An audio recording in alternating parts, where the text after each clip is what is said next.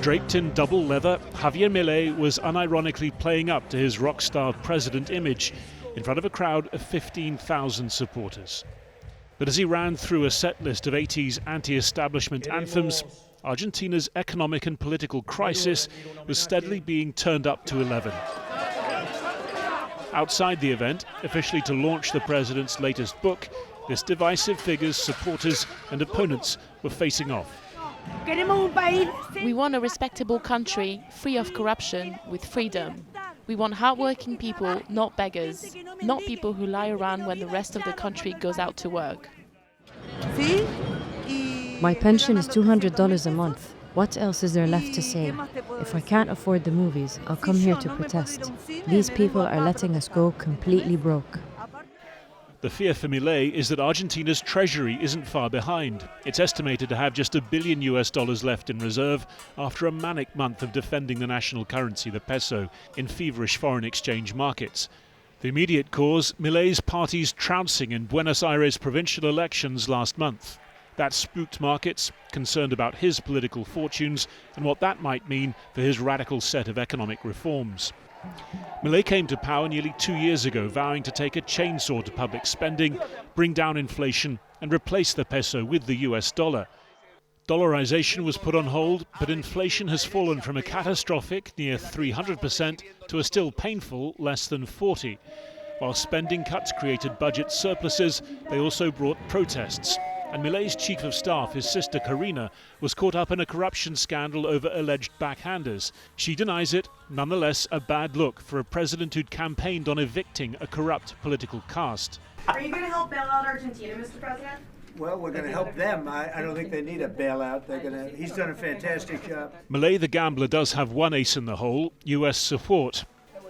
The man who once celebrated cuts to US spending with Elon Musk, welcoming $20 billion in loans to Argentina's central bank, along with more US taxpayer money for buying up Argentinian dollar-denominated debt.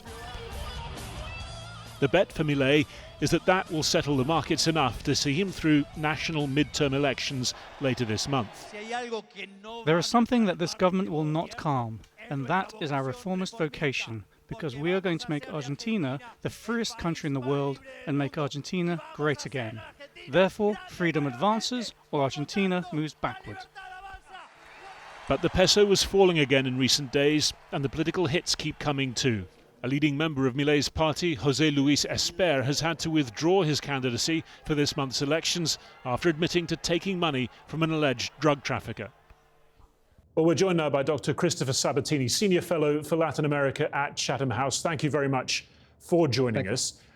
We've seen this brief respite for the peso and for Milei himself after the declaration of US support, but it seems to be wobbling already. Yeah, he basically tackled first the whole fiscal and monetary issues of the government to try to control inflation, which was, at the time when he assumed office, raging at about 200% a year. So he had to tackle that first, and it was the primary demand of Argentine voters. The problem is to do so, he first had to cut massive subsidies, including pensions, subsidies on fuel. He had to lay off a number of public officials, and that obviously cut into indices of poverty, forcing people out of the middle class. They felt it sort of originally, but then, of course, the peso stabilized, about 20% inflation. And that obviously helped the buying power of individuals. But now we're beginning to feel, first of all, the crunch of those cuts and subsidies and a lagging economic growth that's failed to sop up those that have been unemployed by his cuts.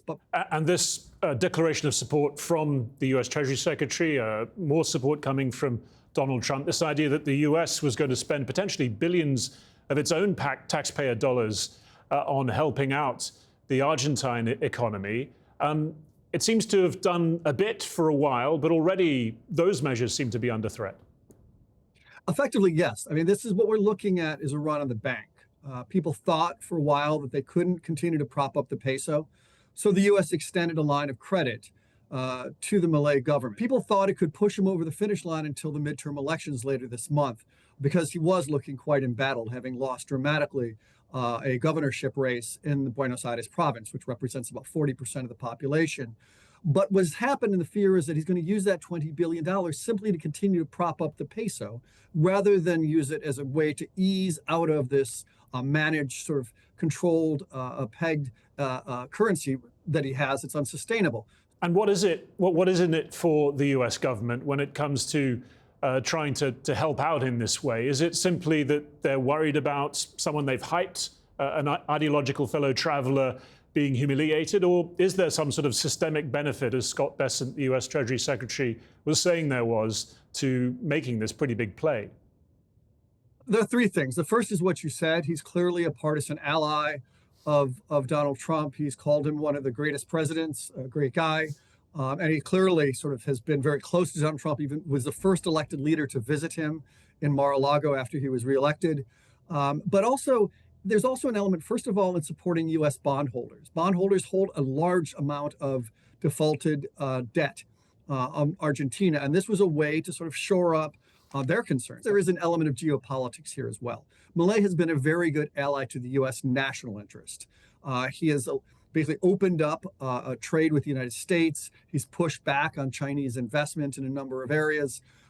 He is also now conducting joint exercises and allowing greater U.S. military cooperation with Argentina. He's even opening up to the UK in terms of trying to cooperate on issues of the Falkland Islands in order to be able to better patrol the South Atlantic and the area around the Falklands for Chinese and Russian intervention. Now, I mean, away from some of his sound and fury, his more eccentric behavior, as we saw at this rock concert this week, how do you assess the actual nitty-gritty of his policies? I mean, we've seen inflation coming down, we've seen poverty coming down, but also, as you were saying, living standards sharply down and his political fortunes sharply down. First of all, he refers to himself as an anarcho-capitalist, libertarian. So he really is trying to completely dramatically recast the entire state and its role in the Argentine economy. He's confronting real structural issues that are not going to be easily resolved. The second is again, all of the costs of the cuts in subsidies and the reductions in public employment. It's going to require much more rapid economic growth than he's achieved so far to be able to restore living standards and a return to the country to something close to full employment. But there's also the issue of he's got a very aggressive opposition in the Peronist Party, which has historically been able to control the streets. It has very good tactics for mobilization. It controls the labor unions, and they are smelling blood in the water right now. So that's why we're seeing these massive protests. There is one other thing, quite frankly, and this is kind of the intangible, is, as you noted, the rock concert and his somewhat erratic behavior.